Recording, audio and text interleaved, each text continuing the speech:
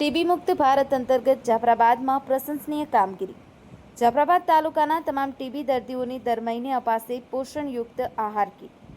UltraTech Narmada cement Jafrabad company દ્વારા દર્દીઓને કીટનું કરાશે વિતરણ.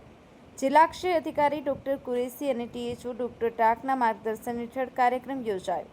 સિનિયર ટ્રીટમેન્ટ સુપરવાઇઝર સંદીપભાઈ જોશી દર્દીઓના ઘરે ઘરે જઈ આપી રહ્યા છે માહિતી.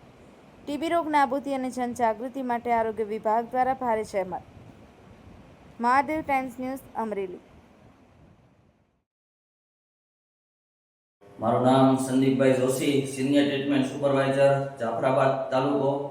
ટીબી મુક્ત ભારત અંતર્ગત જાફરાબાદ તાલુકાના તમામ ટીબી પેશન્ટને પોષણયુક્ત આહાર કીટ મળી રહે તે હેતુથી Aditya Birla UltraTech cement company Jafrabad તરફથી પેશન્ટની સારવાર દરમિયાન દર મહિને પોષણયુક્ત આહાર કીટ આપવામાં આવે છે.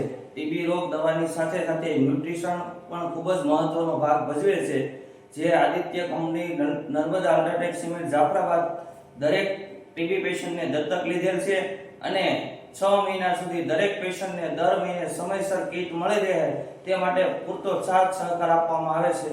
અસ્તુ ભારત માતા કી જય, વંદે માતરમ.